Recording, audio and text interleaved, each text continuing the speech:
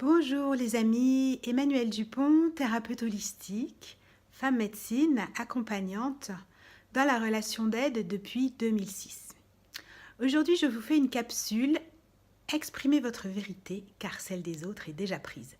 Exprimez votre vérité car celle des autres est déjà prise. Qu'est-ce que j'entends par là? J'entends par là que parfois, par bonne éducation, par condescendance, pour plein de raisons, par timidité, par ignorance, manque d'habitude, éducation, on n'ose pas dire ce qui se passe à l'intérieur de nous. Et quand on n'ose pas dire ce qui se passe à l'intérieur de nous, ce n'est pas notre vérité qu'on exprime. On exprime la vérité de quelqu'un d'autre. Je vais vous prendre un exemple. Question. Est-ce que tu veux venir dîner samedi soir à la maison? Réponse. Je ne sais pas, je te dirai plus tard. Je ne sais pas, il faut que je demande à mon mari. Je ne sais pas, il faut que je regarde sur mon agenda, etc., etc. Or, la première réponse qui vous est venue dans le cœur, la première réponse qui vous est venue intuitivement est un grand non. Pas parce que forcément vous dénigrez la personne et vous n'avez pas envie de refuser son invitation, mais peut-être parce que vous êtes fatigué, peut-être parce que vous vous étiez dit déjà lundi, ce week-end je ne fais rien. Clac, il y a conflit intérieur entre ce que vous aviez décidé par rapport à vous-même et ce que l'autre est en train de faire. Voilà, pour plein de raisons qui vous appartiennent, vous n'osez pas être vous-même et du coup, vous n'affichez pas votre vérité, mais vous affichez la vérité de quelqu'un d'autre. Vous affichez la vérité que l'autre a envie que vous veniez chez lui. C'est une fuite d'énergie, c'est une fuite de vitalité. Cette attitude va dire, en fait, va montrer que à vous-même que vous manquez d'authenticité et du coup, vous allez vous trahir. Vous trahir ou vous rejeter et vous rejeter. Donc, continuez à nourrir cette petite voix qui va dire, à un moment où vous vous sentirez plus faible, ah bah t'as vu, t'es même pas capable de dire non. Ah bah t'as vu, t'es même pas capable de dire ce que tu penses. Vous allez vibrer la faiblesse de vous-même par rapport à vous-même. Vous allez vibrer le manque d'amour par rapport à vous-même. Et tout ça, c'est un frein au bien-être, c'est un frein au calme, c'est un frein à la joie, c'est un frein à la paix, c'est un frein à la sérénité. Pourquoi ne pas dire ce que vous ressentez ?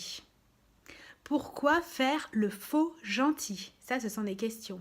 Pourquoi passer pour quelqu'un que vous n'êtes pas? Ça, ce sont des questions que vous devez vous poser à vous-même. Et quand vous êtes calme et que vous êtes honnête avec vous, vous vous dites, mais finalement, pourquoi est-ce que je fais ça? À quoi ça me renvoie? Ça me renvoie peut-être au fait que quand j'étais petite et que je disais la vérité, on me disait non.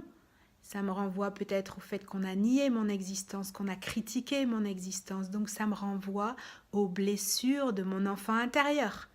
Qu'est-ce que je peux faire? Accueillir ces blessures, aller voir un thérapeute, choisir des thérapies holistiques, pas holistiques, alternatives, pas alternatives. Maintenant, on a l'embarras du choix. La vie nous offre un catalogue. Choisir des thérapies brèves, choisir des thérapies psychocorporelles, etc., etc. Donc voilà, cette petite capsule pour que vous puissiez vous interroger. Qu'est-ce qui fait que vous ne dites pas votre vérité quand on vous pose une question? Qu'est-ce qui fait que quand vous voyez un post, par exemple sur Facebook, sur Instagram, vous vous enflammez et vous dites « Oh, j'aimerais tant y aller, malheureusement, c'est trop loin ». Et finalement, une fois qu'on creuse un peu, vous dites « Non, mais finalement, je ne suis pas disponible ». Parce que là, en plus, vous mettez l'autre dans un porte-à-faux. Quand vous lui mentez, insidieusement, vous mentez à vous-même, d'accord, mais vous lui mentez. Imaginons, vous dites « Oh, je rêverais d'aller à cet événement, mais je ne peux pas y aller parce que c'est trop loin ». Et imaginons que l'autre vous trouve une solution et vous dise on peut covoiturer, on peut toujours faire quelque chose. La créativité, ça existe et quand on veut, on peut. Finalement, vous allez dire oui, mais. Voilà, et vous arrivez dans des oui, mais explicatifs et qui font que vous vous sabotez tout seul, toute seule. Donc moi, dans mon métier, je vois beaucoup de gens qui viennent trier tout ça, qui viennent regarder ce qui fait en sorte qu'ils n'arrivent pas à exprimer leur vérité, qu'ils n'osent pas, qu'ils ne peuvent pas, qu'ils ne se sentent pas légitimes. Parce qu'effectivement, pour dire notre vérité, nous avons besoin de nous sentir légitimes.